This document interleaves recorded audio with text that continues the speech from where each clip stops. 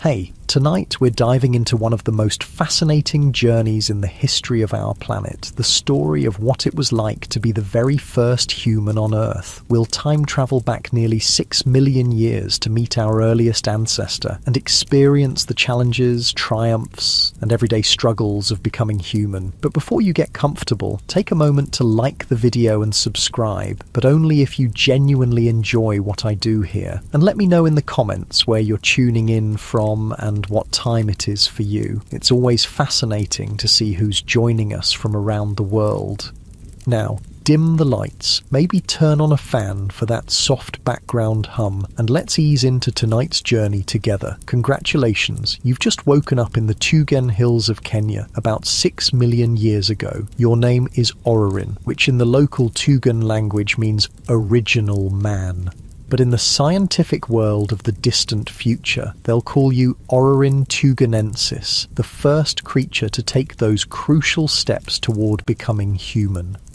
The morning air feels different here, fresher, wilder somehow, as you stretch your arms and feel the gentle morning sunlight filtering through the trees. You notice your hands. They're not quite human as we know them today, but they're special nonetheless. Your fingers are slightly curved, perfect for grasping branches, and your thumbs, while opposable, aren't quite as versatile as those of your distant descendants who will someday read about you in science books.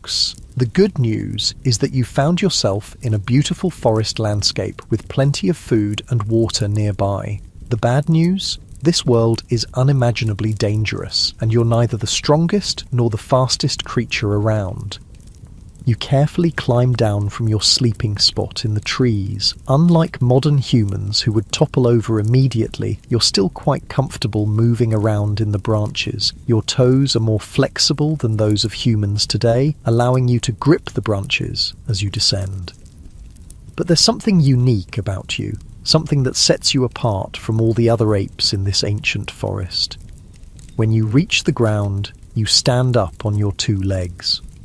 Standing on 2 feet doesn't seem remarkable to modern humans, it's just what we do. But for you, living 6 million years ago, it's a revolutionary adaptation. No other ape spends as much time walking upright as you do. Your thigh bones, what scientists will someday call your femurs, have a special shape that makes bipedal walking more efficient. The neck of your femur is elongated and the head is angled forward, design features that would one day become standard in the human lineage. But let's be honest, your bipedalism isn't perfect. You're what future scientists will call a facultative biped. You can walk on 2 legs when it's useful, but you're not committed to it full time like your distant descendants will be. When speed is necessary, you might drop to all 4s, and when you're relaxed in the trees, you're happy to use your arms and legs together to move around, much like the orangutans that will still exist millions of years from now in the forests of Southeast Asia. The morning sun rises higher and your stomach rumbles. Time to find breakfast. You scan the landscape from your higher vantage point, another advantage of standing upright. In the distance, you can see fruit trees, and your excellent vision allows you to spot which ones are bearing ripe fruit today. Walking on 2 legs frees your hands, and that's particularly useful for carrying food. You make your way to a fig tree heavy with ripe fruit. Climbing is still natural for you, and your curved fingers and flexible feet make short work of the trunk. You gather several figs, more than you could eat right now, and climb back down. Rather than eating them all at the base of the tree where other animals might compete with you, you can carry them to a safer location thanks to your free hands. Your diet is quite varied. Your teeth tell the story of your eating habits. Future paleoanthropologists will examine them carefully. Your back molars have thicker enamel than those of other apes, allowing you to crunch through nuts and seeds. Your front teeth aren't as specialized for tearing through tough plant materials as they are in other apes. You're an omnivore, eating what's available: fruits, nuts, berries, leaves, and occasionally insects or small animals.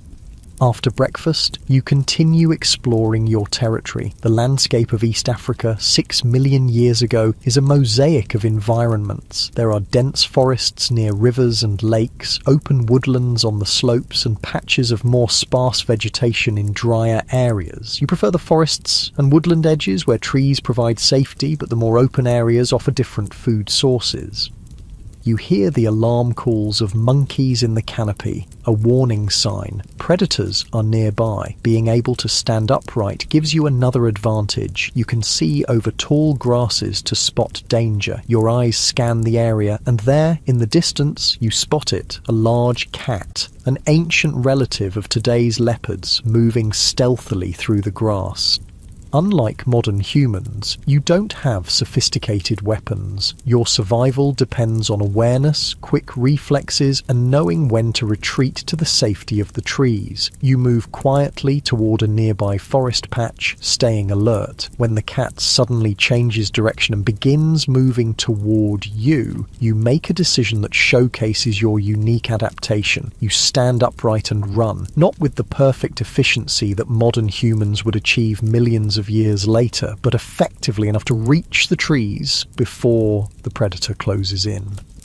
Your climbing abilities save you. Within moments, you're high in the branches, watching as the frustrated cat prowls below. This is a dance that plays out regularly in your life, being caught between terrestrial dangers and arboreal safety. As the day warms up, you find a comfortable spot in the shade of a tree with a good view of the surroundings. Life for you involves a lot of watching and waiting. Energy conservation is important, and like modern apes, you don't needlessly expend effort.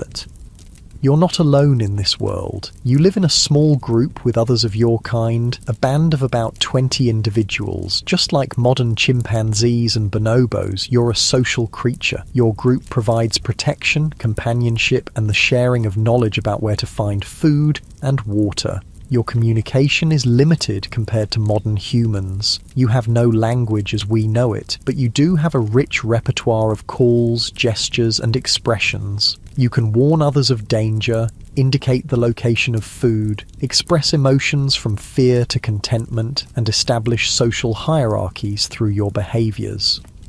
The social dynamics of your group are complex. There are dominance relationships, friendships, occasional conflicts, and reconciliations. You recognize each individual and remember their behaviors. Who can be trusted, who might steal food, who is a reliable ally during conflicts with neighboring groups. Speaking of neighboring groups, territorial disputes are part of your reality. While not as violent as some later hominins would become, your species does compete for the best territories with the most reliable food sources. These interactions help to spread your species across the landscape as smaller groups sometimes split off to find new territories. The afternoon brings a brief rainstorm. Unlike many animals that seek immediate shelter, you and your group have an interesting response to the rain. You continue foraging for a while as the rain keeps many predators at bay. Your more upright posture means less of your body surface is directly exposed to rain, an advantage your descendants will develop even further. As the rain stops, you find yourself near a small stream. You pause to drink, crouching down on your haunches. The water is cool and refreshing. After drinking, you notice something in the mud by the water's edge, tubers that the rain has partially exposed. These starchy foods are valuable sources of energy, and you dig them out with your fingers, another task made easier by your bipedal stance. By late afternoon, it's time to think about where you'll sleep tonight. Like modern chimpanzees, you don't use the same nest 2 nights in a row. This helps avoid the buildup of parasites and reduces the risk from predators that might learn your habits. You find a suitable tree with branches that fork in a way that will support your weight comfortably. Using your impressive climbing abilities, you ascend to about 15 feet off the ground, high enough to be safe from most predators. You begin breaking small branches and folding them into a rough platform. This nest-building behavior is something you share with the great apes, but it's becoming more sophisticated in your species, with better construction that creates more comfortable sleeping platforms. As the sun begins to set, most of your group has also constructed nests in nearby trees. There's safety in numbers, and sleeping in close proximity means more eyes and ears to detect danger during the night. You settle into your nest, adjusting branches to create a more comfortable depression in the center. Your curved fingers and grasping feet help you maintain your position even while sleeping, so you won't fall from your perch. The sounds of the forest change as daylight fades. New predators emerge, nocturnal hunters that pose different threats. But high in your tree, you're relatively safe. Your excellent vision, adapted for daytime activities, isn't as useful now, so you rely more on your hearing to alert you to potential dangers. As you lie in your nest, looking up at the emerging stars through gaps in the canopy, you're unaware of your place in the grand story of human evolution. You don't know that you represent a crucial transition, a creature that hasn't quite left behind its ape origins, but has already started down the path toward humanity. Your brain is larger than that of other apes relative to your body size, though still far smaller than that of modern humans. Your consciousness and awareness are sophisticated by the standards of your time, but you don't ponder existential questions or wonder about your origins. Your thinking is practical, focused on immediate survival needs and social interactions. Tonight, as you drift towards sleep, your mind might revisit the day's events, the sweet taste of figs, the dangerous cat, the refreshing water, the comfortable nest you've made. There's a contentment in having found enough food, avoided dangers, and secured a safe place to rest. Your needs are simple compared to the complex desires that will drive your distant descendants. You don't know that someday, millions of years in the future, creatures who evolved from you will look back and try to understand your life, that scientists will carefully examine every fragment of bone they can find, using advanced technologies to extract every possible clue about what you were like, that they will debate endlessly about whether you were truly human or still too ape-like to deserve that designation. What you do know is that tomorrow will bring new challenges. You'll need to find food again, avoid predators again, navigate social interactions again. Your life 6 million years ago is a constant balancing act between risk and reward. Every day requires careful decisions: when to climb down from the trees, which foods to pursue, how to interact with other members of your group, where to sleep when night falls. As you fall asleep in your nest, the gentle swaying of the branches in the night breeze is soothing. The sounds of the nocturnal forest, insects chirping, occasional calls of night birds, distant roars of predators form a familiar backdrop to your rest. Your breathing slows and your mind quiets. You're not quite human yet, but you're taking the first steps, literally, on the long journey that will eventually lead to humanity. Your bipedal walking, your omnivorous diet, your larger brain, your social structures, all these are laying the groundwork for what will come. The path from you to modern humans is neither straight nor inevitable. There will be many branches in the evolutionary tree, most ending in extinction, but your adaptations contain the seeds of future success. In the darkness of prehistoric night, you sleep, unaware of your place in history. You are Orrerin tugenensis, original man, living your life according to the dictates of your nature and the pressures of your environment. You face hardships that modern humans can barely imagine. Yet, you persist. And in that persistence lies the essence of what it means to be human, the ability to adapt, to overcome, to find ways to survive and even thrive in a challenging world. The stars wheel overhead, marking the passage of time. Each night like this one, each day of foraging and socializing, each generation reproducing and raising young ones, all are small steps in the immense journey of human evolution. The path from you to modern Homo sapiens will take millions of years and countless generations, each making their own small modifications to the template you've established.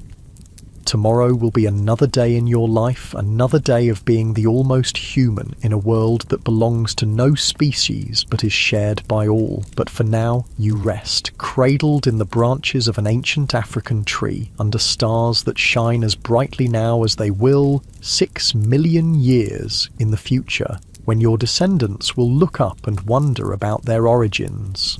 The first light of dawn filters through the leaves, touching your face and gently waking you. Another day begins in the Tugan Hills of ancient Kenya. You stretch carefully in your nest, mindful of the height. The night passed peacefully, with no disturbances serious enough to fully wake you. You look around and see the other members of your group also beginning to stir in their nests. Some are already climbing down from their sleeping spots, ready to begin the day's foraging. You join them, descending the tree with practiced ease. Your curved fingers and flexible feet make this vertical journey simple and safe. Once on the ground, you instinctively rise to your bipedal stance. Standing upright isn't something you think about, it's just one of the ways your body moves. When you need to cover distance across open ground, walking on two legs feels natural. When you need to move quickly, you might drop to all fours for short bursts. And when you're in the trees, you use all four limbs in various combinations to climb, swing, and navigate the complex three-dimensional environment of the forest canopy.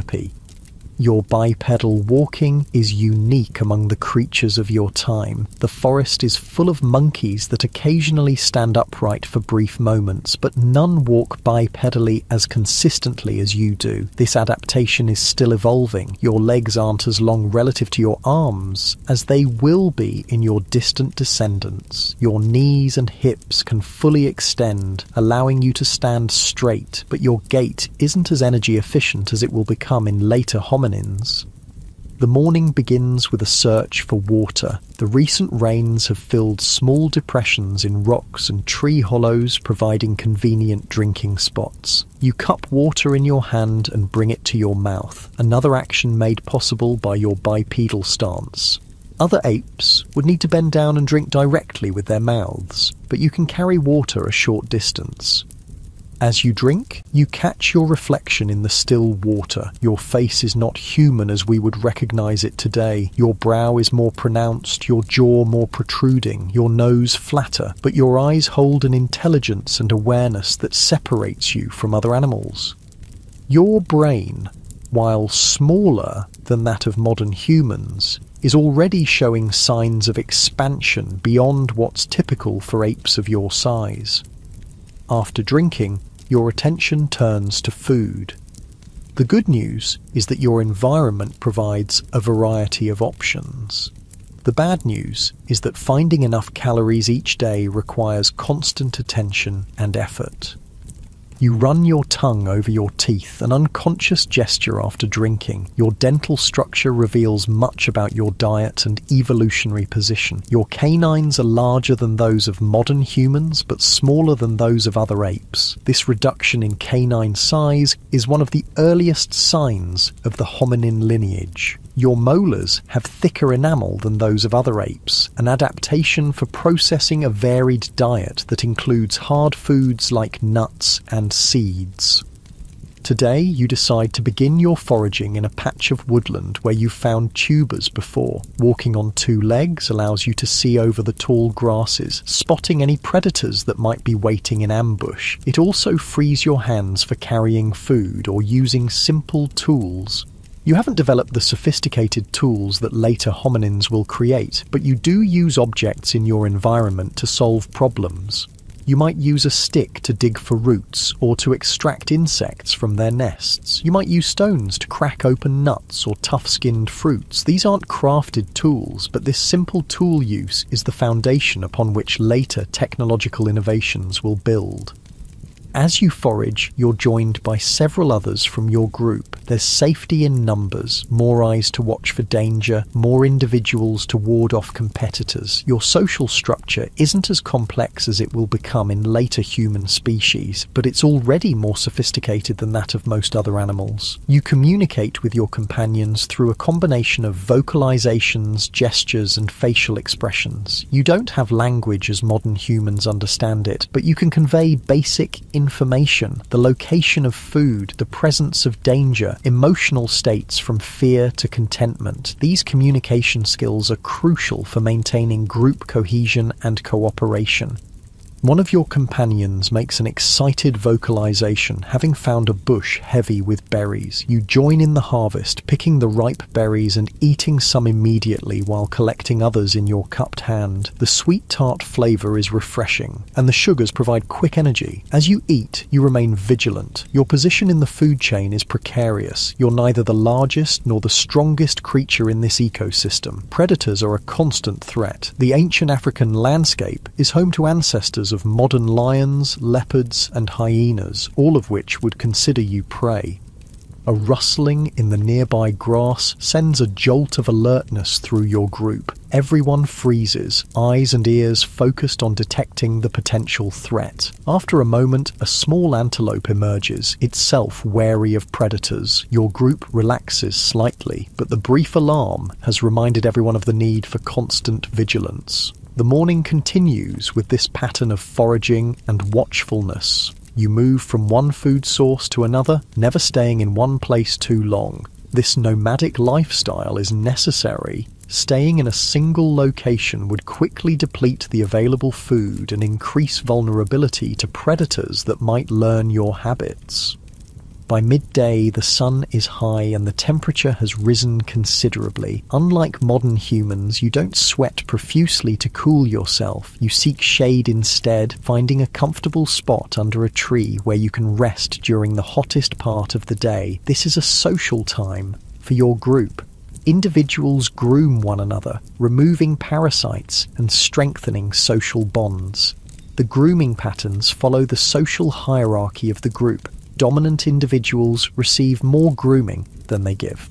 As a social activity, this grooming is about more than just hygiene. It's a way of reinforcing relationships and reducing tensions within the group. Your position in the social hierarchy influences many aspects of your life. Access to preferred food sources, mating opportunities, sleeping spots. The hierarchy isn't rigid though. It can shift based on coalitions between individuals, and your own status might rise or fall depending on your health, strength, and social alliances. There are distinct physical differences between males and females in your species, what scientists call sexual dimorphism. Males are generally larger and more muscular, while females are somewhat smaller but no less capable of navigating the challenging environment. These differences are less pronounced than in some ape species, but more noticeable than they will be in modern humans. As the afternoon progresses and the temperature begins to drop, your group becomes active again. The evening foraging session is crucial. You need to consume enough calories to sustain you through the night, and you need to find suitable trees for constructing your night nests. You move deeper into the forest where fruit trees are more abundant. Walking upright through the undergrowth gives you advantages. You can see further, move more efficiently on two legs through the terrain, and keep your hands free for gathering food or using tools. You come across a fig tree that's dropping ripe fruit. It's a bonanza. Figs are packed with sugar and nutrients, but you're not the only one who's noticed this resource. A group of monkeys is already in the tree, harvesting the best fruits. This is where your bipedal adaptation proves valuable in yet another way. You can stand at the base of the tree and collect the fruits that the monkeys drop or knock down. While they feast in the canopy, you and your group gather the windfall below. It's a form of passive cooperation that benefits both species, though neither is aware of this ecological relationship. While collecting figs, you notice something interesting in the soft ground, a patch of disturbed earth where a recent rainstorm has exposed some roots. Using a stick, you dig deeper, uncovering starchy tubers that will provide substantial nutrition. Your omnivorous diet and ability to exploit various food sources are key advantages that will serve your lineage well in the coming millions of years.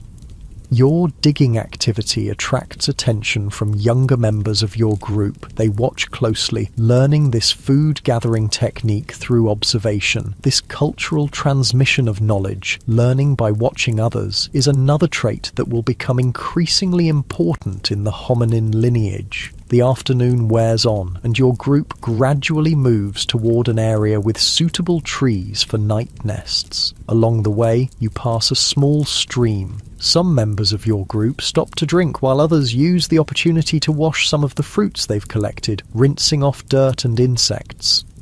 This simple washing behaviour isn't quite tool use, but it shows a level of intelligence and problem solving that exceeds that of most animals. You understand cause and effect, that washing food in water makes it more palatable and removes unwanted elements. As you approach the stream, you walk with the characteristic gait of Orrorin tugenensis. Future paleoanthropologists will study the details of your leg bones to understand how you moved. The head of your femur, your thigh bone, is large and faces forward, an adaptation for bipedal walking. The neck of the femur is elongated and has a special internal structure with thicker bone on the underside, designed to handle the stresses of upright walking. Yet your bipedalism isn't identical to that of modern humans. Your feet still have more curved toes, better for grasping branches, your legs aren't as long relative to your body size, and your pelvis hasn't fully adapted to the demands of birthing offspring with larger brains. That challenge will face your descendants millions of years in the future. At the stream, you pause to drink and to wash some tubers you've collected. Your reflection in the water shows a creature that exists at the boundary between two worlds. Not quite ape, not quite human. Your face has a prominent brow ridge and a somewhat protruding jaw, but it's less prognathic than that of other apes. Your canine teeth are reduced compared to other apes, but still larger than those of modern humans. As you drink, ripples suddenly spread across the water's surface. Something large is moving nearby. You freeze, then slowly raise your head to scan the area. There, partially concealed by reeds at the water's edge, is a crocodile, an ancient relative of today's Nile crocodiles. You back away slowly, alerting others in your group with a low vocalization. This predator is especially dangerous near water, where its ambush tactics are most effective. Your bipedal stance allows you to spot this threat before it can strike, giving you precious seconds to retreat to safety. The encounter with the crocodile reminds everyone of the constant dangers in this environment. The group moves away from the stream, continuing toward the area where you'll make your night nests. Along the way, you pass through a patch of grassland between forest sections. Here, your bipedal locomotion proves valuable once again. Standing upright in the tall grass gives you a better view of your surroundings. You can see over vegetation that would obscure the vision of a quadrupedal animal of similar size. This improved sightline helps you spot both potential food sources and dangers from a greater distance. The grassland is home to various herbivores, ancient relatives of today's antelopes, zebras, and other African ungulates. These grass-eaters are always alert for predators, and their behaviour provides an early warning system that benefits your group. If they suddenly flee, it's a signal that a predator may be approaching. You watch a group of ancient bovids grazing peacefully. Their continued calm feeding reassures you that no immediate danger is present. Still, you move through this open area efficiently, aware of your vulnerability away from the trees. As you walk, your gait reveals the transitional nature of your bipedalism. It's not the perfect, energy-efficient stride that modern humans will develop, with their longer legs and specialized foot arches. Your walk requires more muscular effort, and you fatigue more quickly than your distant descendants will. But compared to moving on all fours, your bipedal walking allows you to cover ground more efficiently while keeping your hands free. The sun is beginning to sink lower on the horizon as your group reaches a suitable area for making night nests. The trees here are tall with many forking branches, perfect for constructing safe sleeping platforms. Before climbing, everyone takes the opportunity to forage a bit more, gathering the last food of the day. You find a bush bearing small, tough-skinned fruits. Your teeth are well adapted for this food source. Your molars with their thick enamel can crack through the hard exterior to reach the nutritious pulp inside. You eat several, the tangy flavour providing a pleasant end to the day's foraging. As twilight approaches, you select a tree and climb up to a suitable height. Using branches and foliage, you construct a night nest, a simple platform that will cradle your body during sleep. This nest-building behavior is something you share with modern great apes, a connection to your evolutionary past. From your elevated position, you can see the landscape changing as the light fades. The open areas become shadows, while the forest edges remain more distinct. In the distance, you can see the silhouettes of mountains, ancient volcanic formations that have helped shape this landscape over millions of years. These volcanoes play a crucial role in preserving your legacy. The lava flows and ash deposits they produce will create the perfect conditions for fossilization. Millions of years from now, scientists will find your bones embedded in these geological layers, and from these fragments they will begin to piece together the story of human origins. As darkness falls, the sounds of the forest change. Daytime birds go quiet, while nocturnal creatures begin their chorus. The hoots of owls, the chirping of insects, the occasional roar of a big cat, these form the soundtrack of the African night, not so different from what it will be millions of years later. You settle into your nest, finding a comfortable position. The events of the day replay in your mind: the successful foraging, the close encounter with the crocodile, the peaceful observation of the grazing herbivores. Tomorrow will bring new challenges and opportunities. But for now, rest is the priority. The stars emerge overhead, visible through gaps in the canopy. The night sky looks much as it will in the far future, though the constellations are slightly different due to the slow movement of stars over vast time periods. You don't recognize patterns in these stars or assign them meaning. That level of abstract thinking still lies in the evolutionary future. Your consciousness begins to fade as sleep approaches. Your breathing slows and your muscles relax. In your nest high above the ground, you're relatively safe from most predators. Those that can climb, like leopards, are a risk, but the height and location of your nest minimize this danger. As you drift towards sleep, you're unaware of the evolutionary journey that lies ahead. You don't know that your adaptations, bipedal walking, omnivorous diet, tool use, social living, are laying the groundwork for a lineage that will eventually dominate the planet. You're simply living each day according to your nature, responding to the pressures and opportunities of your environment.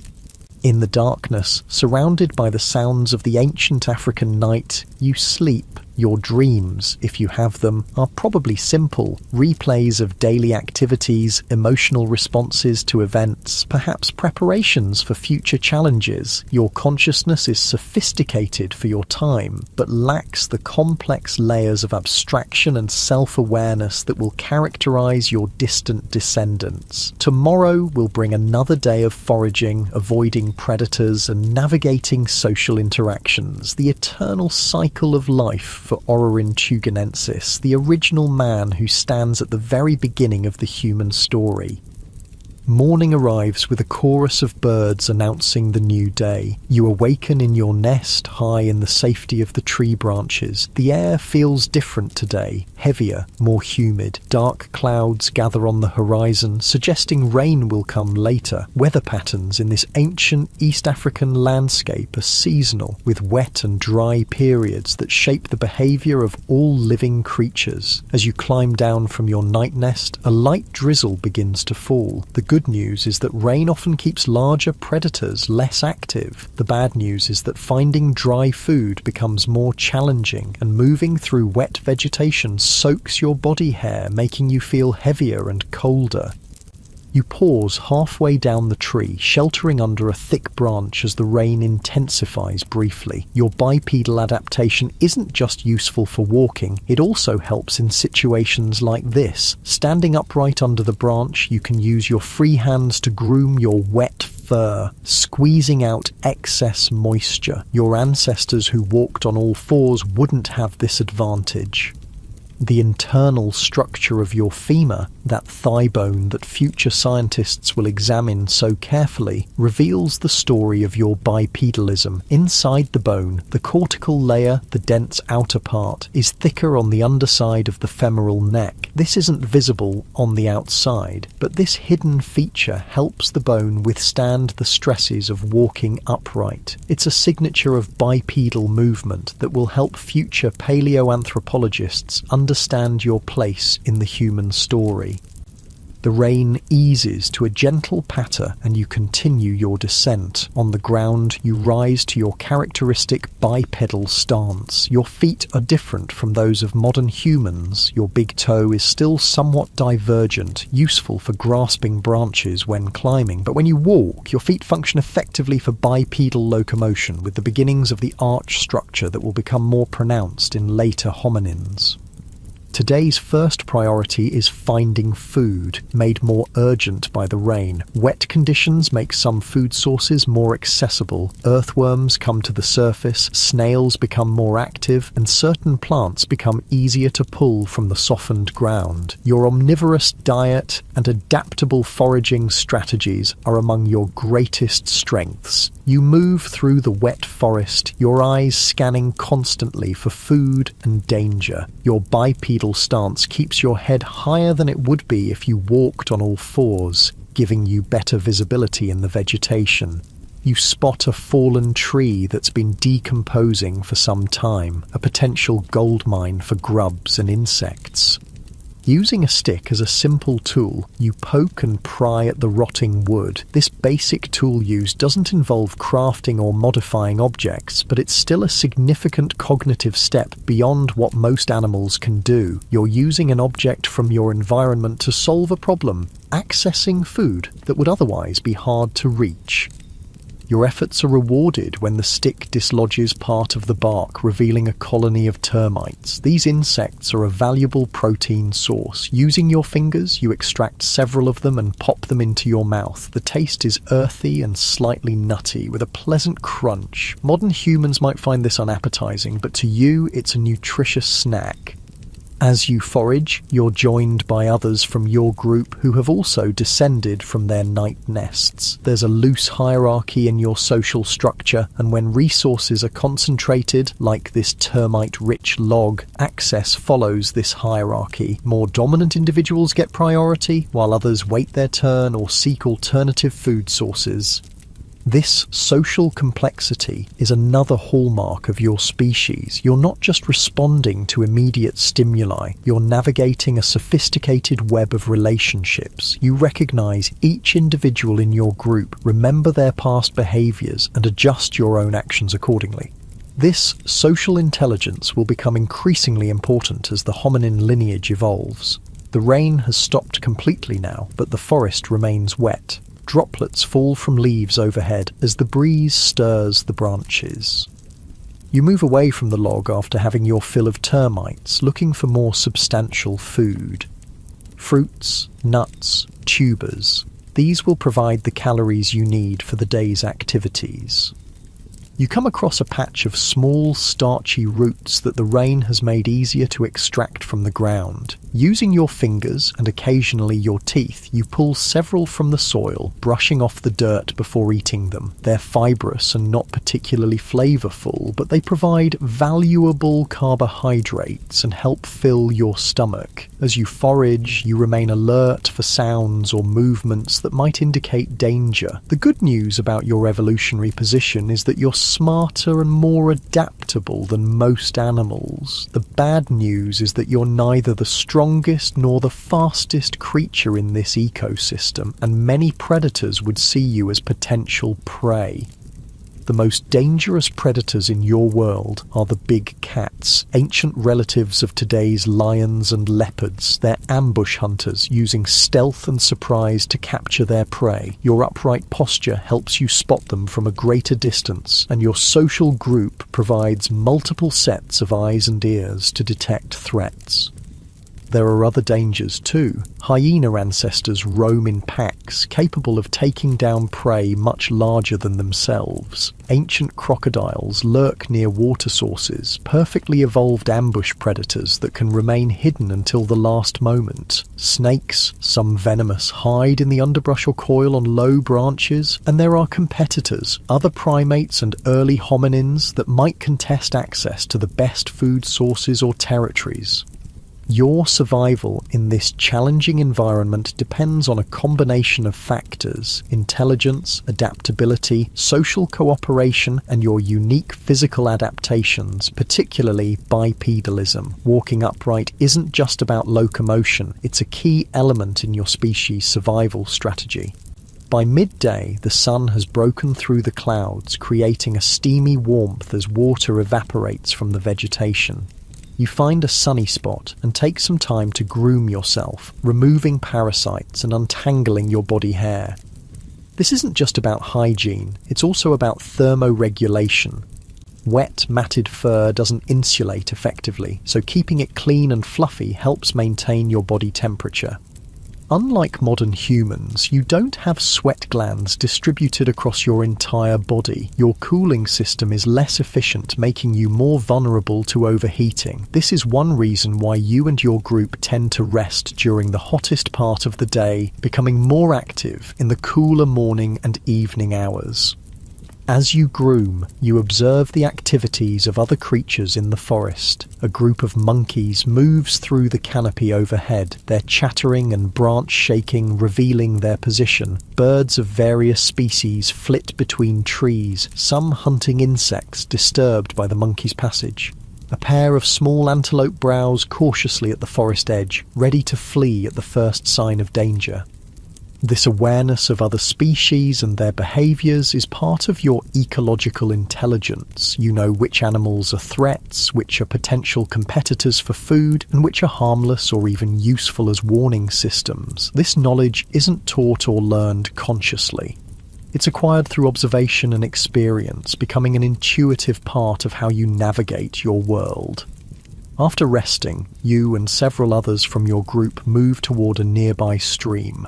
Water is essential, and in this landscape it's found in rivers, streams, lakes, and seasonal ponds. The recent rain will have replenished water sources and possibly created new temporary pools.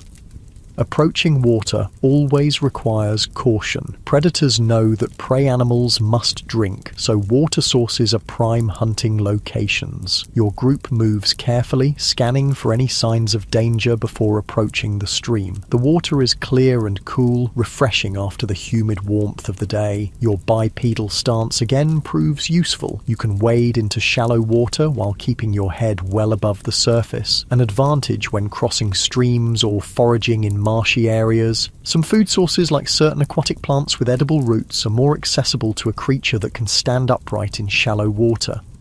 After drinking and cooling off, your group begins moving again, heading toward an area of mixed woodland and more open terrain. This ecotone, the boundary between different habitat types, often offers the greatest diversity of food sources. Forest edges provide fruits and nuts, while more open areas might have tubers, seeds, and different insect species. Your bipedal locomotion is particularly advantageous in this varied landscape. In the forest, you can reach up to lower branches while standing on the ground.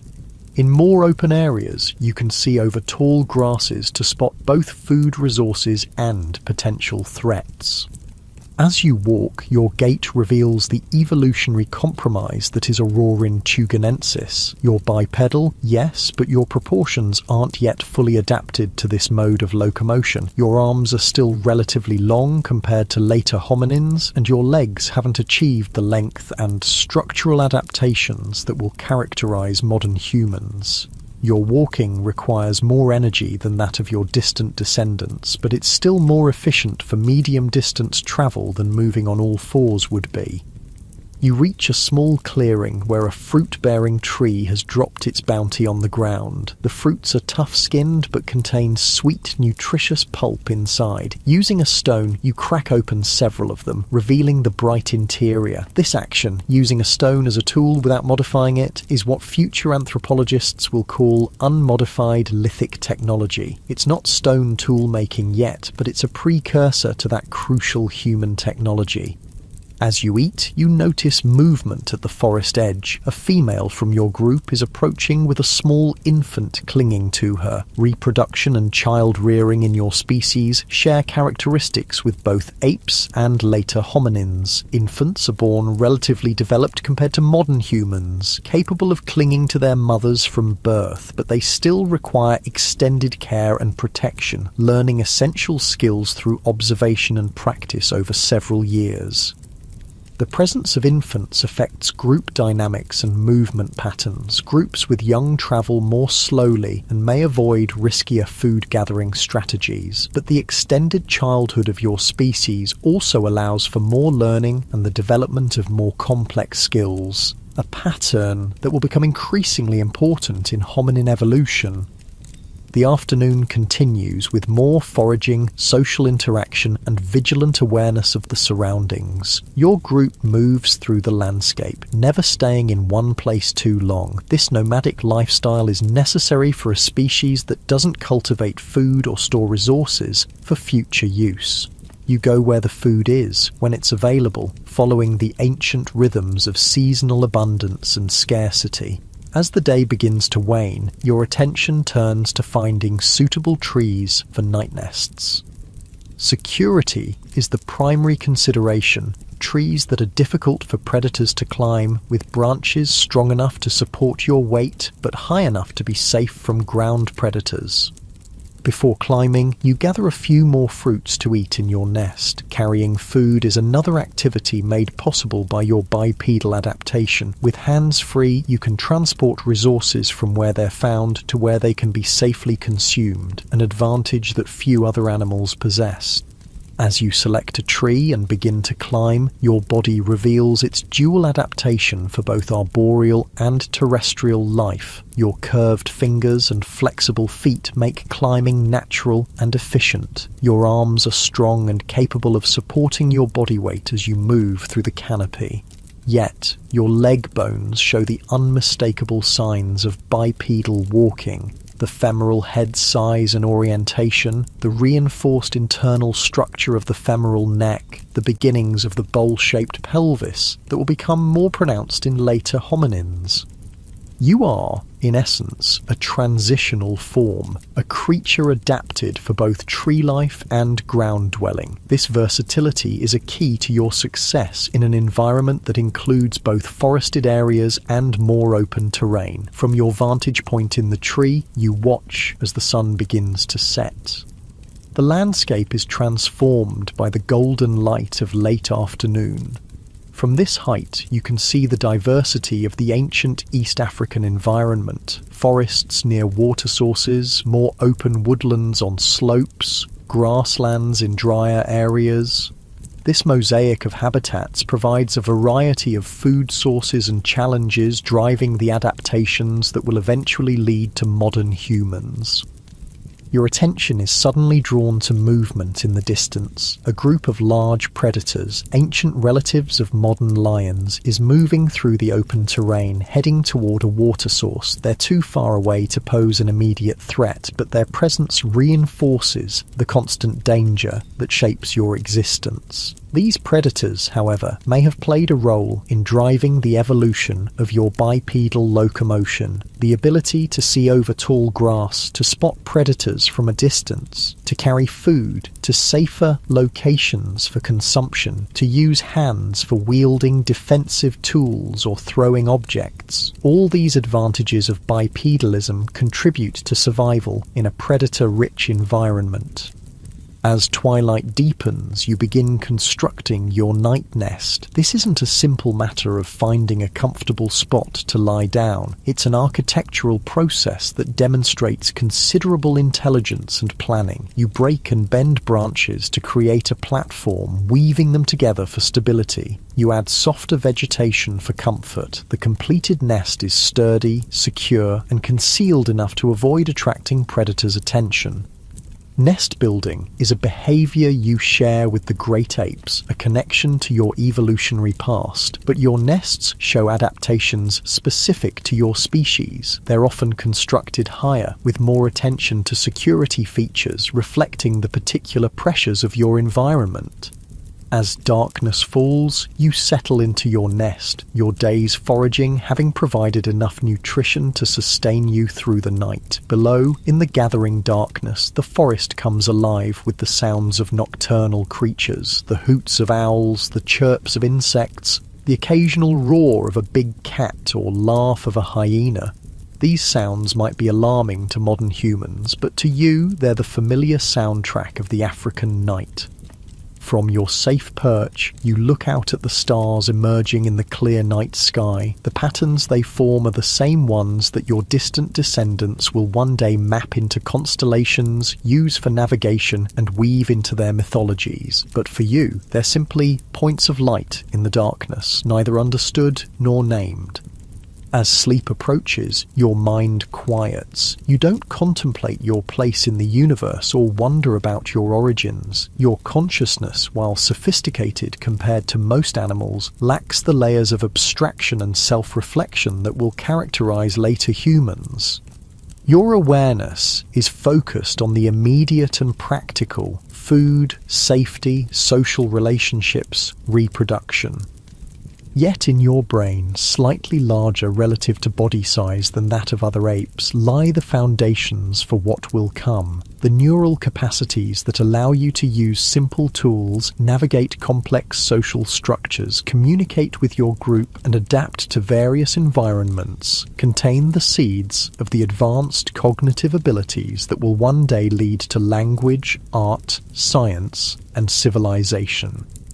As you drift into sleep, cradled in your nest high above the forest floor, you are, unknowingly, a crucial link in the chain of human evolution. Your species, Ororhyntugenensis, with its bipedal locomotion, omnivorous diet, and social complexity, represents one of the earliest steps on the long path that will eventually lead to modern Homo sapiens.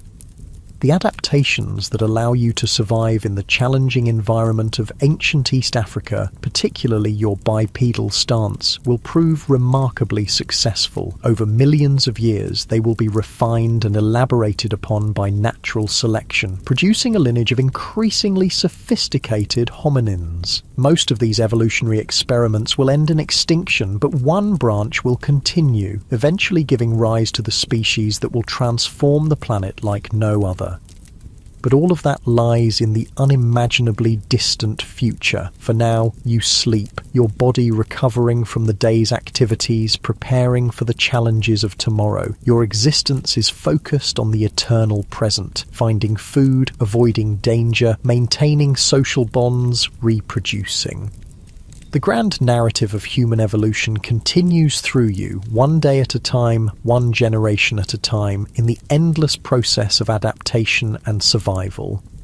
The night deepens around your sleeping form, the stars wheel overhead, and the ancient African landscape continues its slow geological transformation. Volcanic activity in the region is gradually creating the conditions that will preserve traces of your existence. Bones that will fossilize in sedimentary layers, protected by overlying volcanic deposits, waiting to be discovered 6 million years in the future by curious descendants who will piece together the story of their origins from these fragile remains. The night passes peacefully, and dawn once again brings a new day to the ancient Kenyan landscape. The air this morning is clear and cool, with no sign of yesterday's rain. As sunlight filters through the leaves, you stir in your nest, gradually awakening to the sounds of the forest. Your sleep has been deep and restorative. The night nest you constructed served its purpose well, keeping you safely elevated above ground predators and comfortable enough for uninterrupted rest. This ability to create secure sleeping places is one of the advantages that separates you from many other animals in your environment. As you become fully awake, your first sensation is hunger. Digestion has emptied your stomach overnight, and finding food will be your primary motivation for the day ahead. Unlike modern humans who might plan meals days in advance or store food for future use, your relationship with food is immediate and constant. Eat when you find it, because you never know when the next meal will come. You descend from your night nest with practiced ease, your curved fingers and flexible feet making the vertical journey simple and safe. Once on the ground, you rise to your bipedal stance. This morning, you're alone. The other members of your group have descended from their nests earlier or built them in different trees. Being temporarily separated from your group isn't unusual. The social structure of Orerin tuganensis is looser than what will evolve in later hominin species. Your groups form what scientists would call a fission-fusion society, where individuals come together and separate throughout the day depending on circumstances. This flexible social organization allows for more efficient foraging when food is scattered and better defense when predators threaten. You begin walking through the forest, your bipedal gait now fully awake and coordinated. With each step, the unique biomechanics of your species are displayed. The extended knee joint, the angled femur, the beginnings of the arched foot. These features aren't as developed as they will be in later hominins, but they already show clear adaptations for upright walking. The internal structure of your femur, invisible but crucial, bears the telltale signs of bipedalism. The cortical bone on the underside of the femoral neck is thicker than on top, a response to the stresses of walking upright. This hidden feature will be one of the key pieces of evidence that future paleoanthropologists use to establish your place in the human family tree. As you walk, you scan the environment for both food and potential danger. Your eyes, forward-facing with stereoscopic vision, give you excellent depth perception, useful for both navigating through complex forest environments and judging distances when using tools.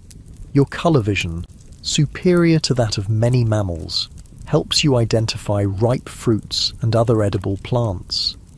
Your first find of the morning is a patch of berries growing on low bushes. You gather several handfuls, eating as you pick. The sweet tart flavour is pleasant, and the sugars provide quick energy to start your day. But berries alone won't sustain you. They're mostly water and quick-burning carbohydrates. You'll need more substantial food as the day progresses.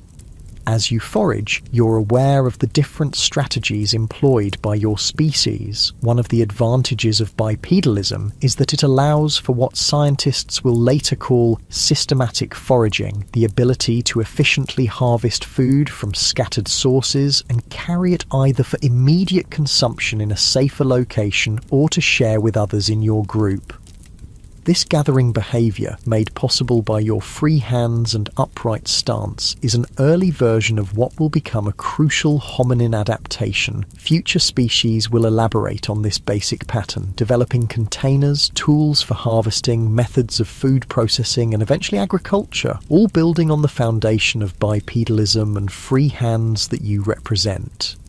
After finishing the berries, you continue your search for food. Your omnivorous diet is an advantage in this environment. You can eat a wide variety of foods, adapting to what's available in different seasons and locations. This dietary flexibility will prove to be one of the most successful adaptations in the hominin lineage, allowing your descendants to spread beyond Africa to virtually every environment on Earth. Your teeth tell the story of your varied diet. Unlike the specialized dentition of many animals, your teeth are generalized, adapted for processing many different types of food. Your molars have thicker enamel than those of other apes, better for grinding tough plant foods. Your canines are reduced compared to other apes, but still larger than those of modern humans, reflecting a transition in social structure and feeding behavior. As you move through the forest, you come across a fallen tree that has been dead for some time. The decaying wood is home to various insect larvae, a rich protein source. You use a stick to pry apart the rotting wood, exposing the grubs inside. This simple tool use doesn't involve crafting or modifying the stick, but it does show problem-solving intelligence, using an object from the environment to access food that would otherwise be difficult to reach. While you're focused on extracting the larvae, a sound catches your attention, the soft footfall of something large moving nearby. You freeze, all senses alert. Through the vegetation you glimpse a flash of spotted coat, a leopard-like predator, one of the most dangerous animals in your environment. This is a critical moment. Unlike most prey animals, you don't immediately flee. That would trigger the predator's chase instinct, and you can't outrun a big cat. Instead, you slowly back away, looking for the nearest climbable tree. Your bipedal stance gives you an advantage here. You can see over lower vegetation to track the predator's movement, while also scanning for escape routes. The predator hasn't seen you yet, focused on something else in the undergrowth. Moving as quietly as possible, you reach a tree with low branches and quickly climb to safety. From your elevated position, you can now see the predator clearly as it moves through the area where you were foraging. It's not actively hunting, just passing through, but the encounter is a stark reminder of your vulnerable position in the food chain. After the predator moves on, you remain in the tree for a while, using the opportunity to search for fruit in the canopy. Your climbing abilities are excellent, another reminder that while you're adapted for bipedal walking, you're still very much at home in the trees. Your curved fingers and flexible feet make moving through the branches efficient and secure.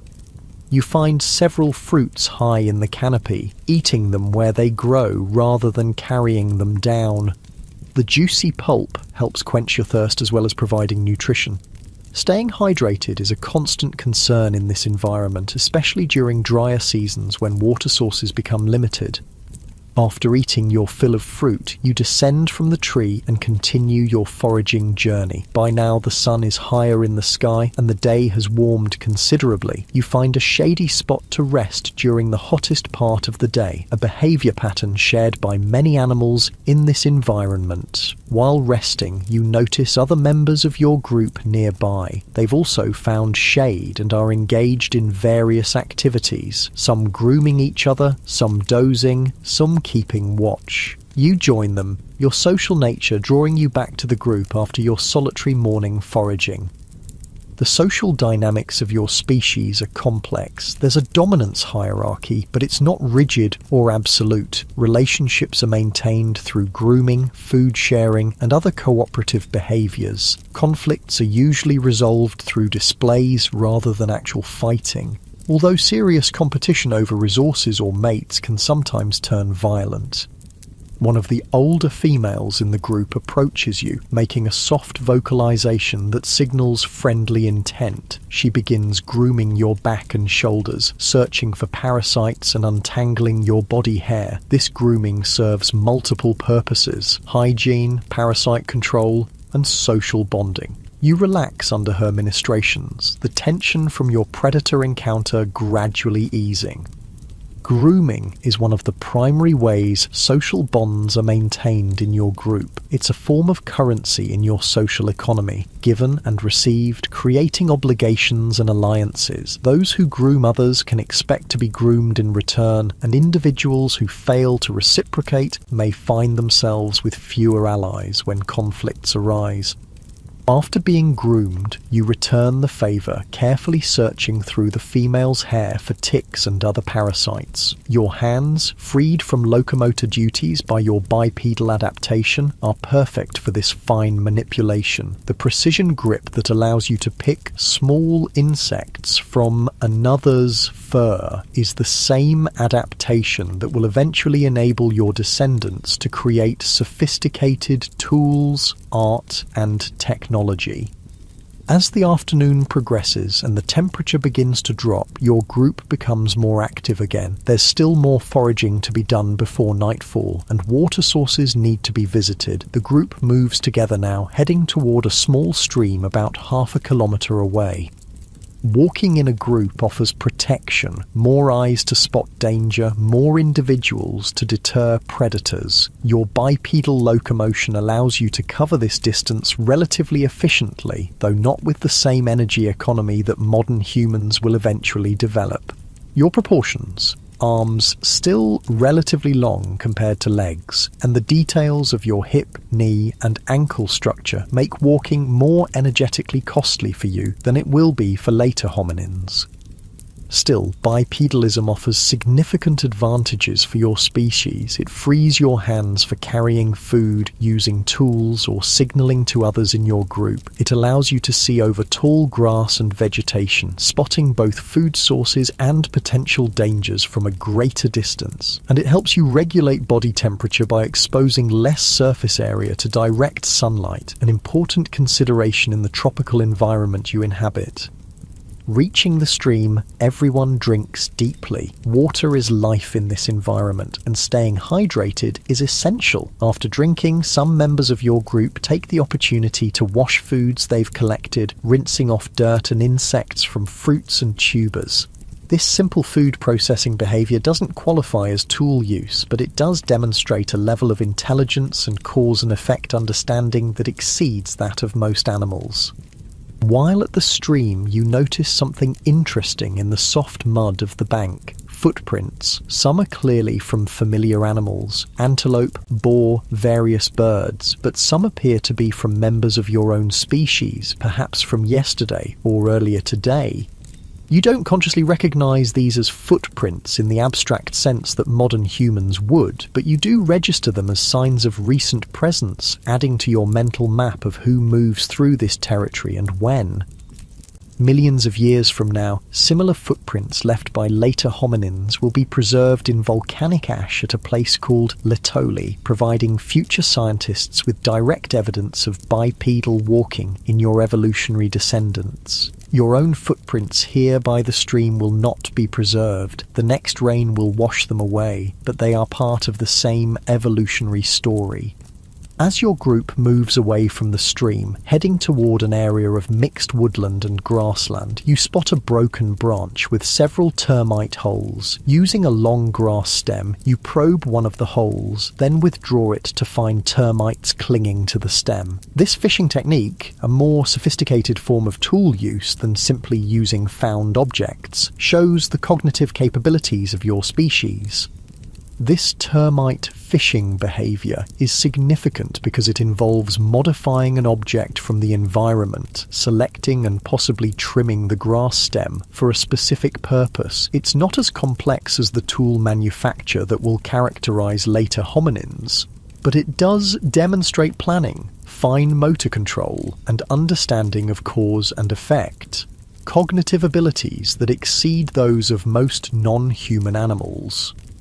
The rest of the afternoon is spent in continued foraging, now focusing on more substantial foods that will sustain you through the night. You find a patch of starchy roots that require some effort to dig up but provide valuable calories. Using both hands and occasionally a digging stick, you extract several of these roots, sharing some with younger or older group members who might struggle to obtain them independently. This food-sharing behavior is another important aspect of your species' social structure. While not as formalized or extensive as it will become in later hominins, the sharing of food helps maintain group cohesion and ensures that all members have access to nutrition. It's particularly important for those who are too young, too old, or temporarily unable, due to injury or illness, to forage effectively for themselves.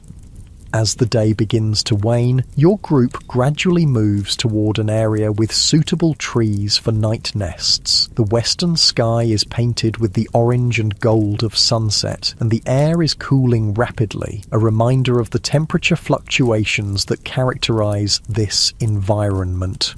Nights can be surprisingly cool, even in equatorial regions, especially during certain seasons. Before climbing to build your night nest, you search for one more meal, something to sustain you through the night. You find a bush bearing small hard fruits with edible seeds inside. Your molars, with their thick enamel, are perfect for cracking these open, accessing the nutritious kernels within. You eat several, the rich, slightly nutty taste satisfying your hunger. With darkness approaching, you select a tall tree with many branching limbs, ideal for nest construction. You climb efficiently, your curved fingers and flexible feet making the ascent easy despite your fatigue from the day's activities. At a suitable height, about 5 meters above the ground, you begin breaking and bending branches to create a platform. Nest construction is a sophisticated behavior that involves planning, manipulation of materials, and understanding of structural principles. Your nest isn't simply a pile of branches, it's a carefully constructed platform with a depression in the center for your body, strong enough to support your weight throughout the night, and concealed enough to avoid attracting predators' attention. This nest-building ability is something you share with the great apes, a connection to your evolutionary past, but your nests show specific adaptations related to your more terrestrial lifestyle and the particular predators in your environment. They're often higher, more robustly constructed, and better concealed than those of more fully arboreal apes.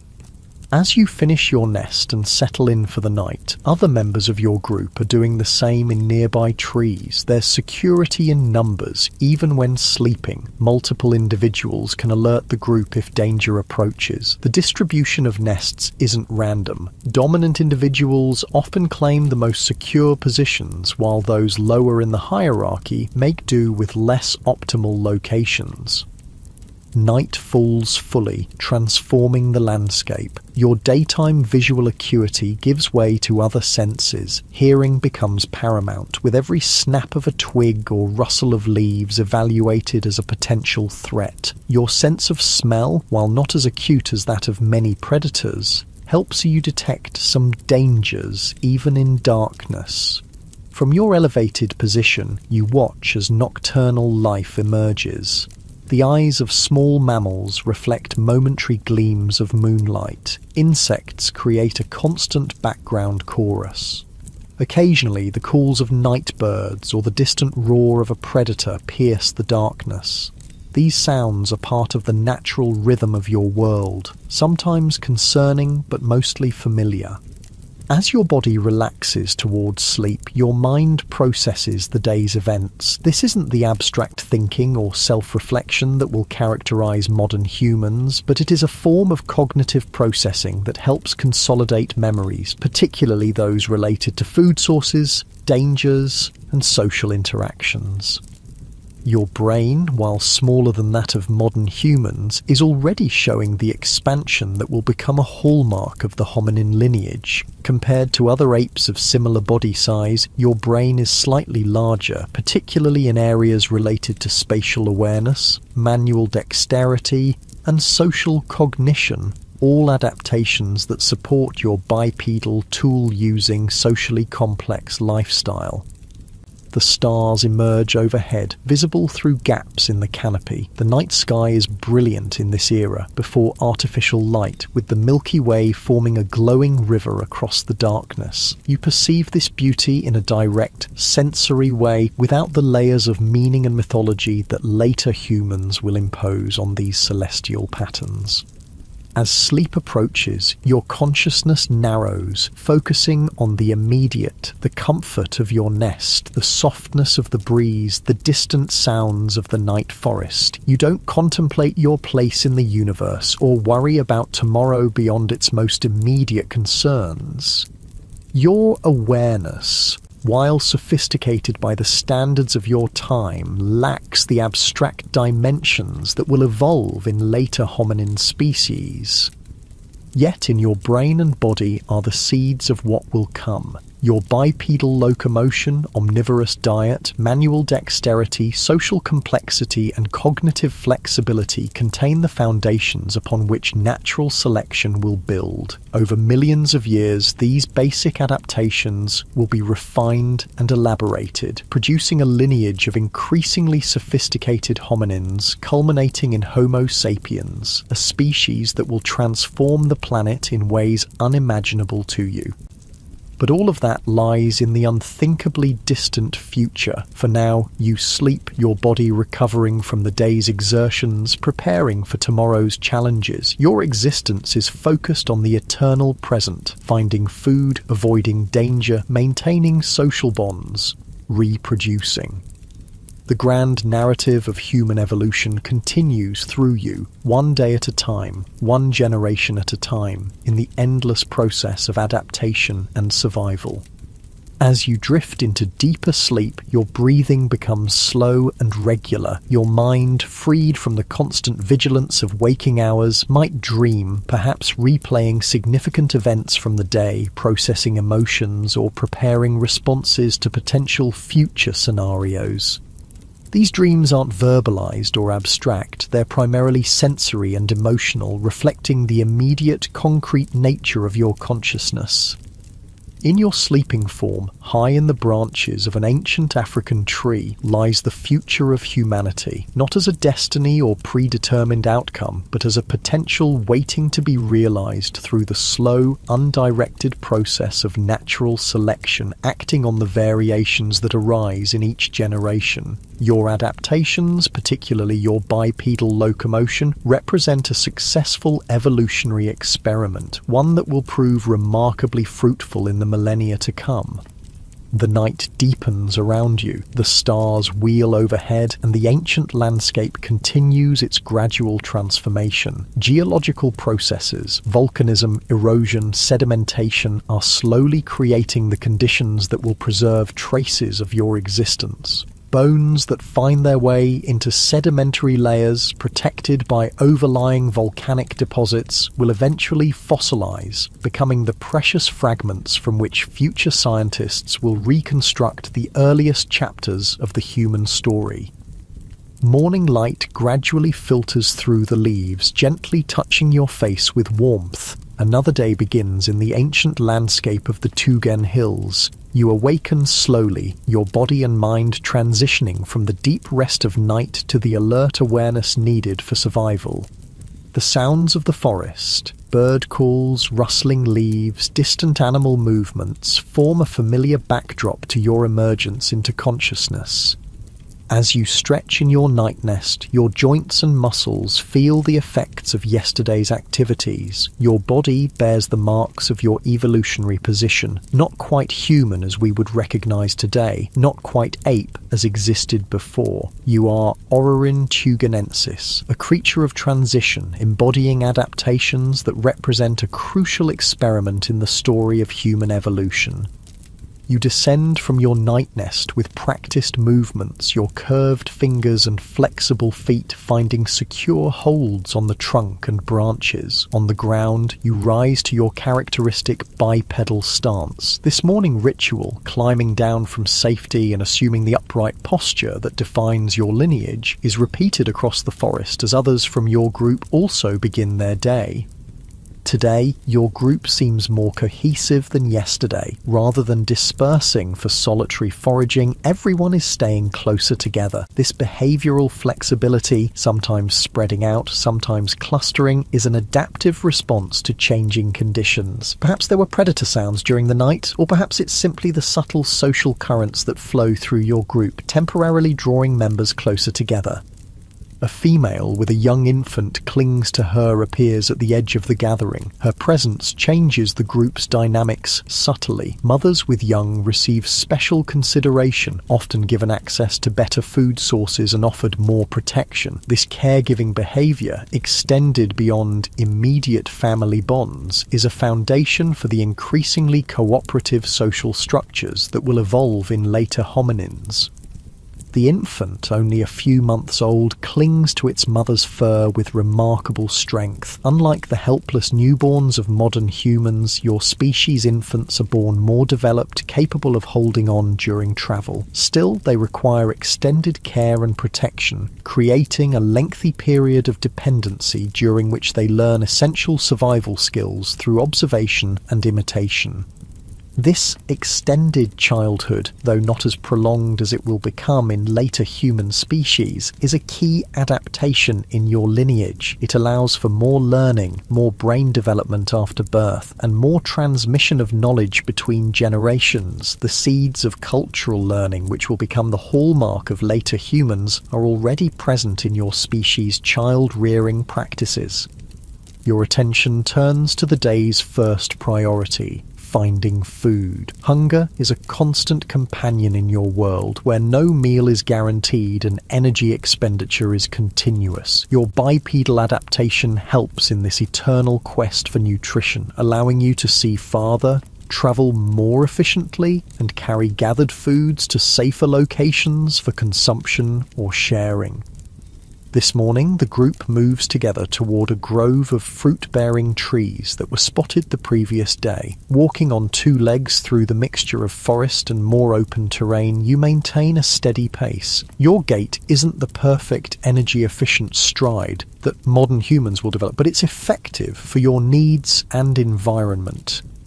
The biomechanics of your walking reveal the transitional nature of your species. Your femur, that crucial thigh bone, has a head that's larger and more forward-facing than in non-bipedal apes. The neck of the femur is elongated and internally structured to handle the stresses of upright walking. Your pelvis is beginning to show the bowl-like shape that will become more pronounced in later hominins. Your foot, while still retaining some grasping ability, is developing the rigidity and arch structure needed for effective terrestrial locomotion. These anatomical features hidden within your body tell the story of your evolutionary position. You are neither fully committed to terrestrial life like your distant descendants will be, nor fully arboreal like your ancestors were. You exist at the boundary between these worlds, combining adaptations for both tree climbing and ground walking in a successful compromise. Upon reaching the fruit grove, the group disperses slightly, each individual finding position under different trees. Above, ripe fruits hang tantalizingly, their bright colors advertising their nutritional bounty. Some are within reach from the ground for an upright hominin. For others, climbing is necessary.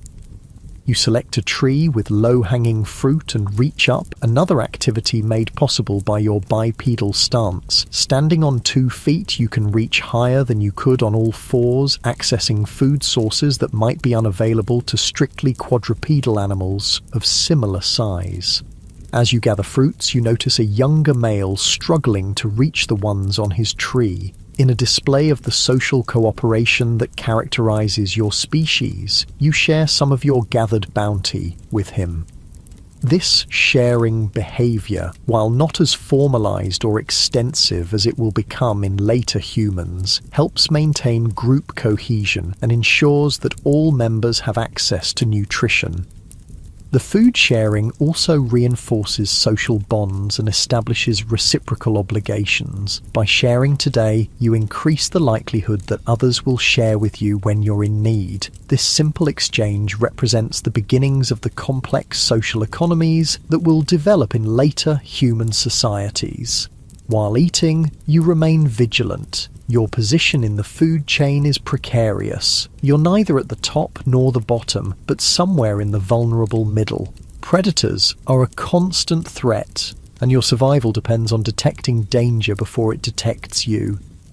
Your bipedal stance helps with this vital awareness, keeping your head higher than it would be on all fours and allowing you to see over vegetation that might conceal approaching threats. Your forward-facing eyes, inherited from your primate ancestors, give you excellent depth perception and the ability to track moving objects, whether potential food or potential danger. After the morning's feeding, the group moves toward a nearby water source. Water is life in this environment, and staying hydrated is essential, especially as the day warms. The path to the water crosses a section of more open terrain where the protection of dense forest gives way to scattered trees and taller grasses. In this more exposed setting, your bipedalism offers another advantage: heat management. Standing upright reduces the amount of your body surface directly exposed to the tropical sun. This, combined with your gradually decreasing body hair compared to more arboreal apes, helps you regulate temperature during active daylight hours. At the water source, a small stream fed by seasonal rains, everyone drinks deeply. Some members of your group take the opportunity to wash fruits they've collected, while others cool themselves by wading into shallow sections. This use of water for purposes beyond drinking shows a level of environmental interaction and problem solving that exceeds that of most animals. While at the stream, you notice tracks in the soft mud, evidence that other animals have recently visited this water source. Your awareness of these signs isn't abstract or conceptual, it's a direct, practical recognition that helps you assess potential threats or opportunities. If predator tracks are fresh, extra vigilance is warranted. If tracks from prey animals are abundant, it might indicate good hunting or scavenging opportunities nearby. The group spends the hottest part of the day in the shade near the water. This period of relative inactivity is not wasted. It's filled with social interaction, grooming, rest, and monitoring of the surroundings. Energy conservation is important in an environment where food supplies are unpredictable and every calorie counts. During this rest period, you observe a female from your group gathering long grass stems. With careful manipulation, she's crafting what appears to be a simple tool, a probe for extracting insects from their nests or burrows. This tool-making behavior, while primitive compared to what will come later, shows planning, fine motor control, and understanding of material properties. The ability to create and use tools, even simple ones, is facilitated by your bipedal adaptation. With hands freed from locomotor duties, you can manipulate objects with a precision that quadrupedal animals cannot match. This manual dexterity, combined with your growing cognitive capabilities, lays the groundwork for the technological innovations that will characterize the hominin lineage. As the afternoon progresses and the temperature begins to drop, the group becomes more active again. There's still foraging to be done before nightfall, and suitable trees for night nests need to be located. But today, there's an additional factor influencing the group's movement: the presence of unfamiliar individuals detected at the periphery of your territory.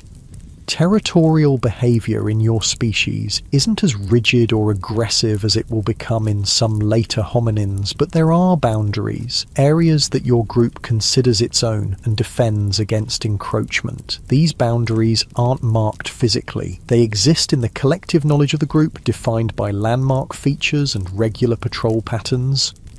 The detection of outsiders triggers a specific response from adult males in your group. They move toward the perceived boundary, making loud vocalizations and displaying aggressive postures. This territorial defense behavior is another aspect of your social complexity, involving cooperation among group members and recognition of us versus them.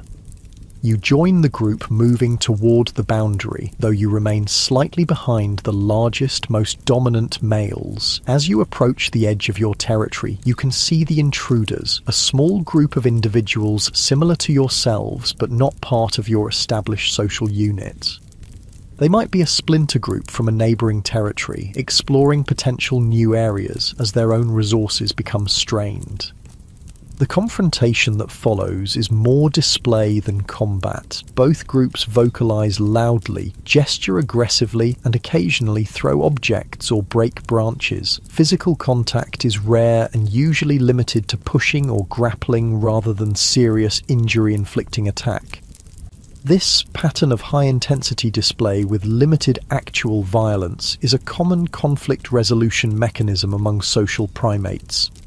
After several minutes of this ritualized confrontation, the intruders retreat. Your group has successfully defended its territory without serious injury to any member, an optimal outcome in evolutionary terms. The maintenance of exclusive access to resources within your territory ensures better nutrition for your group while avoiding the potentially catastrophic costs of serious injury or death in physical combat. With the territorial dispute resolved, the group returns to foraging, now focusing on finding enough food to sustain everyone through the night. Different individuals employ different strategies, some climbing trees for fruits, others digging for roots or tubers, some searching under logs for insect larvae. This diversity of foraging techniques is another adaptive advantage, allowing your species to exploit a wide range of food sources. Your own strategy this afternoon involves finding a particular type of nut that grows on bushes in more open areas. These nuts are hard-shelled but contain rich fatty kernels that provide concentrated energy. Using a stone as a hammer and another as an anvil, you crack open several nuts, extracting the nutritious contents. This use of unmodified stones as tools, what scientists will later call unmodified lithic technology, doesn't involve crafting or shaping the stones, but it does require selecting appropriate ones for the task and using them effectively. It's a form of tool use that demonstrates your cognitive abilities and problem-solving skills. As the day begins to wane, your attention turns to finding suitable trees for night nests. Security is the primary consideration. Trees that are difficult for predators to climb, with branches strong enough to support your weight but high enough to be safe from ground-dwelling threats. Before climbing to build your nest, you gather a few more fruits to eat once settled. This final foraging of the day ensures that you won't go to sleep hungry, which could interfere with rest and recovery. Carrying food, another ability made possible by your bipedal adaptation, allows you to eat in the safety of your nest rather than being vulnerable on the ground after dark. You select a tall tree with many branching limbs and climb efficiently to a suitable height. Using the gathered materials, you construct your night nest, a platform of broken and bent branches, lined with softer foliage for comfort. The construction process demonstrates your manual dexterity, spatial awareness, and understanding of structural principles. As twilight deepens into night, you settle into your nest. From this elevated position, you can see other members of your group also preparing for night in nearby trees. The distribution forms a loose circle, with more vulnerable individuals, mothers with young older or injured members, often positioned toward the center, surrounded by more capable defenders. The stars emerge in the darkening sky, forming patterns that will remain largely unchanged for the millions of years between your time and that of your distant descendants. The moon, waxing toward full, casts a silvery light over the landscape, creating a world of shadows and subtle illumination. As your body relaxes towards sleep, your mind processes the day's events, the successful foraging, the territorial defense, the social interactions within your group. This cognitive processing isn't the abstract reflection that modern humans would recognize, but it's a form of learning and memory consolidation that helps you adapt and survive in your challenging environment. Your species, Ororinthuganensis, represents one of the earliest experiments in hominin evolution. Your bipedal locomotion, omnivorous diet, manual dexterity, tool use, and social complexity contain the seeds of what will become the human lineage. Not all of these experiments will succeed. Many branches of the hominin family tree will end in extinction, but some adaptations, particularly bipedalism, will prove remarkably successful, persisting through millions of years of evolution. In the darkness of prehistoric night, cradled in your nest high above the ancient African landscape, you sleep, unaware of your place in the grand narrative of human evolution. You are simply living your life according to the dictates of your nature and the pressures of your environment, responding to immediate needs and challenges without concern for the distant future or the deeper past. Yet in your sleeping form lies a potential that will gradually unfold over millions of years. The adaptations that allow you to survive in the challenging environment of ancient East Africa, particularly your bipedal stance, will prove remarkably successful. Over countless generations, natural selection will refine and elaborate upon these basic adaptations, producing a lineage of increasingly sophisticated hominins.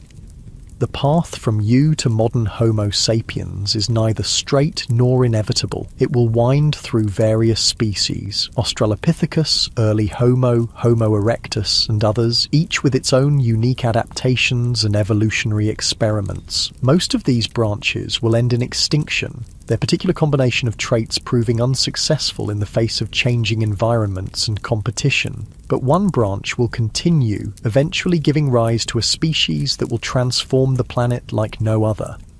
The journey from Orrorin to modern humans spans nearly 6 million years, a timescale almost impossible for the human mind to truly comprehend. During this vast period, the Earth itself will change, continental positions will shift slightly, ice ages will come and go, sea levels will rise and fall, and through it all, the hominin lineage will continue to evolve, adapting to new challenges and opportunities.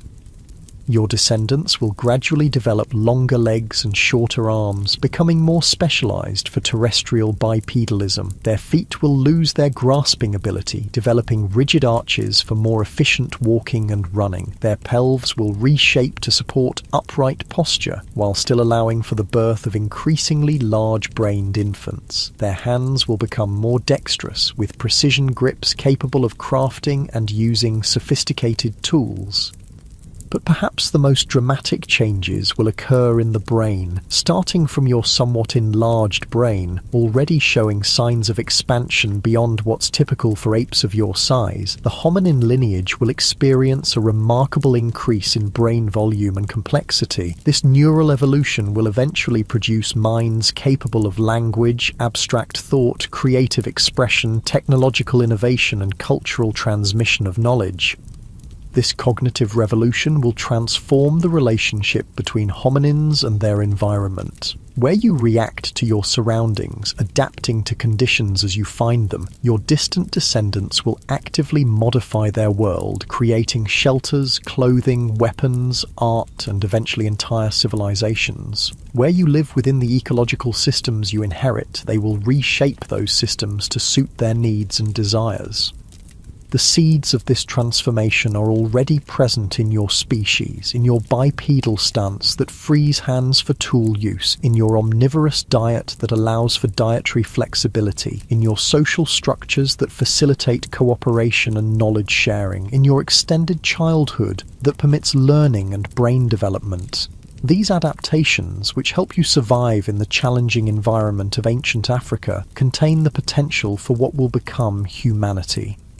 As the night deepens and your consciousness fades into deeper sleep, the stars wheel overhead, marking the passage of time. Each night like this one, each day of foraging and socializing, each generation reproducing and raising young ones, all are small steps in the immense journey of human evolution. The path from you to modern Homo sapiens will take millions of years and countless generations, each making their own small modifications to the template you've established.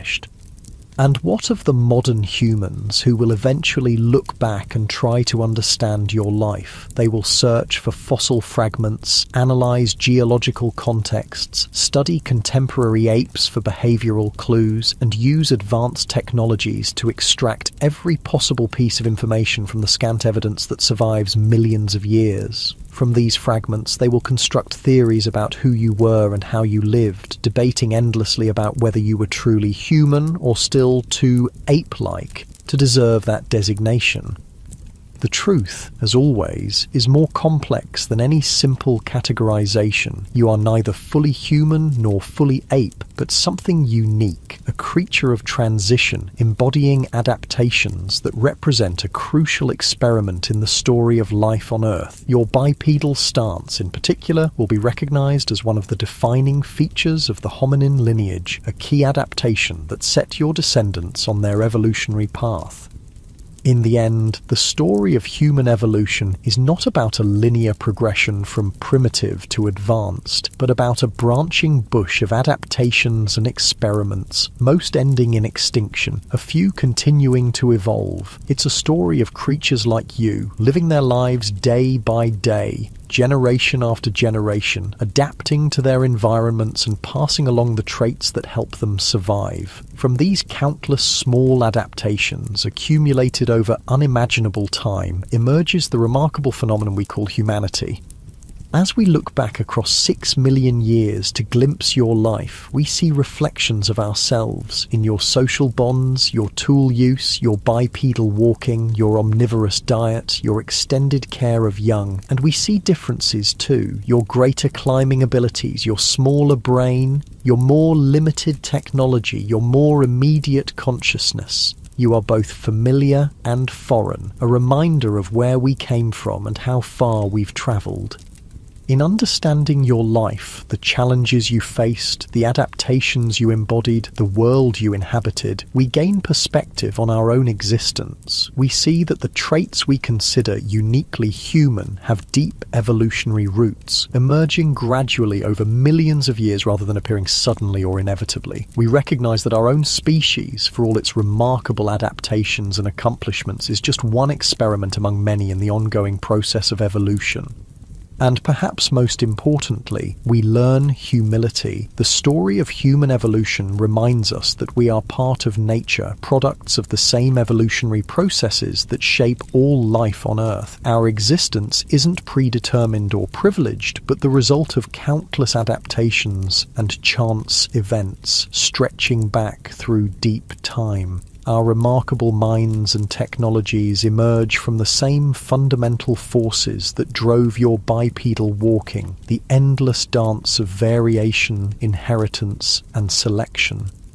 As you sleep in your nest under ancient stars, unaware of your place in history, you embody the beginnings of what will become humanity. In your bipedal stance, your manual dexterity, your social complexity, and your cognitive flexibility lie the foundations upon which natural selection will build. The path from you to us is long and winding, filled with experiments and extinctions, adaptations and innovations. But it begins here, with creatures like you taking the first upright steps on the journey that will eventually lead to humanity.